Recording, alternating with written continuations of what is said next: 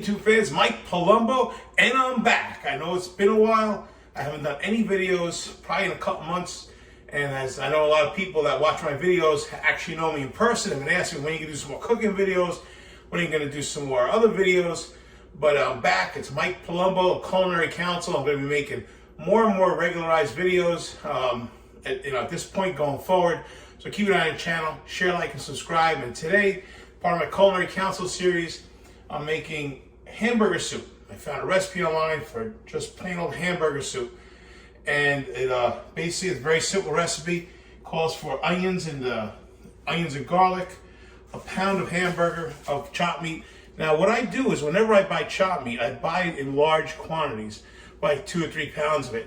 And I make them into 4-ounce hamburger patties and I freeze them. Because 4 ounces is good for a hamburger. And if I want to, let's say make a meatloaf, I'll take out 4 of them, and that's a pound of chopped meat. I'll just throw them out. If I want to make, and 4 ounces is also the perfect size for a meatball. So if I want to make spaghetti and meatballs, I'll just take them out, defrost them, and make them into whatever I need. That's how I always maintain my chopped meat. But so this calls for a pound of chopped meat, an onion, garlic, Worcestershire sauce, salt and pepper. Calls for about 2 pounds or 36 ounces of tomato sauce. Set a can of tomato paste. I don't have a can, but I have this, so I'll use this tomato paste. And it called for, so I already diced them up, two medium potatoes, and water and beef bouillon. I don't have beef bouillon, so I'm going to use chicken broth.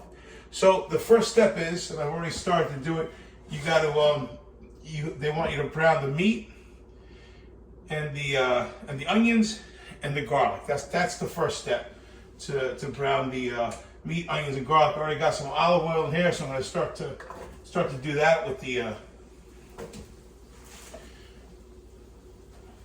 onions, garlic, and I'm going to throw my meat in, and I'm gonna brown that up, and then we'll through the magic of video, we'll come right back. Okay, so I'm back. The meat has been browned.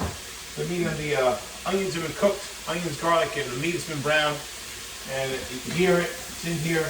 And really, the next step is basically just to throw everything else in. You use a quart of water, or I should say a quart of. I got some bouillon cubes. A quart of. Again, it calls for beef broth. I don't have any beef broth, so I'm using chicken broth. Throw your tomatoes in.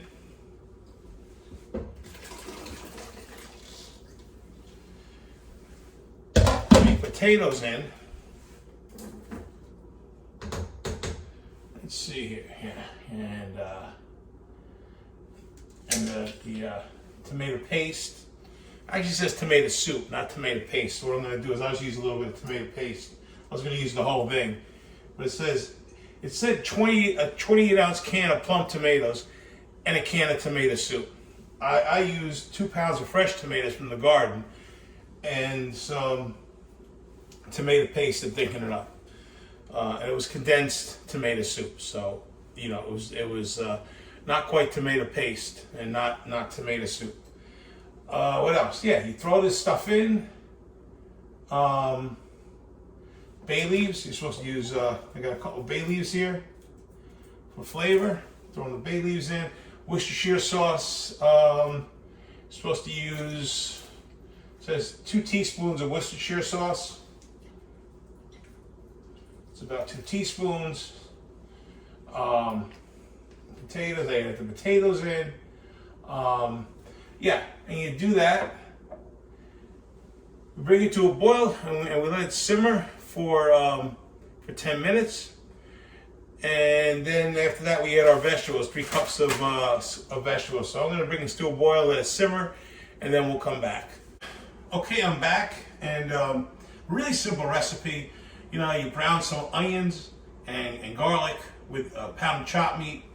You use 4 cups of beef or chicken stock, potatoes, 2 medium potatoes diced up. You throw it all in there with about a pound, 2 pounds of tomato sauce, and either a can of condensed tomato soup or some tomato paste, and you let that simmer for about 10 minutes, and then you throw your vegetables in. It was 3 cups of vegetables. I used mixed vegetables and beans and string beans. I threw them in.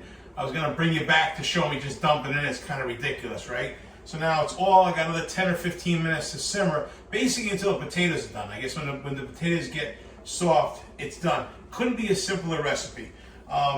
So while I got your attention, again, if you could please share, like, and subscribe, and I also want to just give a little plug to the law firm. Again, it's a culinary counsel series. AttackThatTicket.com, New York State traffic ticket defense lawyers. I've been getting very busy over the last few months. People have been driving around a lot more. The cops are out there because they need revenue. Let's face it, they need revenue. And it's a great way of getting revenue is writing tickets. I've been very busy, do a lot of special proceedings. I've been doing a lot of proceedings to vacate prior convictions that are causing people problems, like gigantic insurance increases, loss of license suspensions, license revocations. I've been doing a bunch of stuff at the DMV.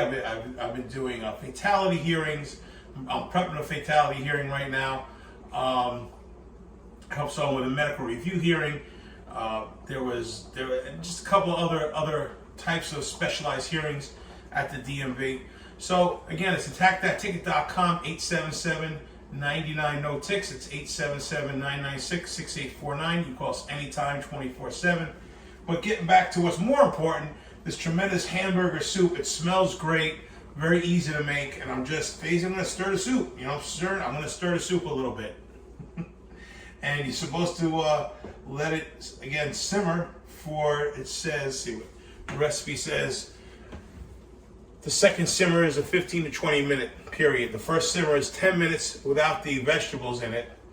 The second simmer is 15 to 20 minutes with the vegetables in it. Again, it was 3 cups of vegetables. And I'm going to season it with salt, pepper, and this is a teaspoon of Italian seasoning. So salt and pepper to taste, and a teaspoon of Italian seasoning. So I'm going to do that, and I'm going to come back. I'm going to show you a sample, and I'm going to let you know what I think about its flavor. It's Mike Palumbo. I'm back, and soup's ready. And, you know, I love tomato-based soups. I'll link up my Manhattan clam chowder recipe, which is on the channel already. And I don't think I've ever actually made a video of it. This is so easy to make, just tomato soup. Which I actually, for myself, I rather make a Manhattan clam chowder than a tomato soup, because it's basically a tomato-based soup, and for me, it's I like it better. However, my daughter loves my tomato soup. So I make a lot of tomato soup. When she comes home from college, I got a big gigantic thermos, and she takes it back. And her roommates love it, and she loves it. And all really it is, tomato soup is very easy. The same thing, you either use canned tomatoes. I'm using tomatoes out of the garden. It's that time of year. I got plenty of tomatoes still left. I got plenty of them still in the fridge. So I use fresh right now. And tomato soup is just, basically your tomatoes, your water, chicken bouillon, chicken stock again, and potatoes, and you basically boil the potatoes in them. Now you can leave them as chunks, or what I do is I puree them, so it's an actual soup. That's the way I make it. And what I also do is I put a little bit of ham in it to give it a little salty flavor. Now also, whenever you're making a tomato soup, it may not be in my other recipe, the Manhattan clam chowder recipe, and it's not really in this one. You gotta test the soup for acidity. And a lot of times it's a little bit acidic, and the way you get rid of the acidity is put a little sugar in it. So whenever I make sauce, I make tomato sauce, I put sugar in it, and I tested this, and it wasn't acidic, and it's not acidic because I'm using these heirloom tomatoes that have a low acid content. So I didn't need to put any sugar in this one. But if it was on the acidic side, I probably would have put. I would have started with probably just 1 tablespoon, and it's sugar or a sugar substitute. I use monk fruit. You can use stevia or any sugar substitute, or regular sugar. I would start with what would be the equivalent of a tablespoon of sugar, and I would test it. And probably go like another half a tablespoon, just to get, not, you don't want to make it sweet, just to get that acidic flavor out. In this case, because the tomatoes are vine fresh and they're heirloom tomatoes that I grow every year, these tomatoes don't have a high acid content, so I didn't need to put anything in to take the acidity away. There was no acidity, but here it is. I mean, I'm gonna, I'll make sure that the recipe is gonna be in the description below. But this recipe is a lot of times when you're making soup, a lot of times you make too much broth or too much ingredients, not enough broth. This is a very balanced soup. But here it is. It looks tremendous. It tastes great. You got your vegetables, you got your chopped meat, your potatoes. I mean, this is a meal. This is a meal. This isn't even like, you want to have a quick meal. You get this in a salad. You're set. You want to. Tomorrow night, I'm going to go out. I'm going to make a big bowl of this. I'm going to heat up a big bowl of this tomorrow night. I'm going to have it with a cigar and a glass of red wine. So that's it. It's hamburger soup. I found a recipe online. It's a really good recipe. Obviously, you can always do other stuff. You're going to modify it to your liking.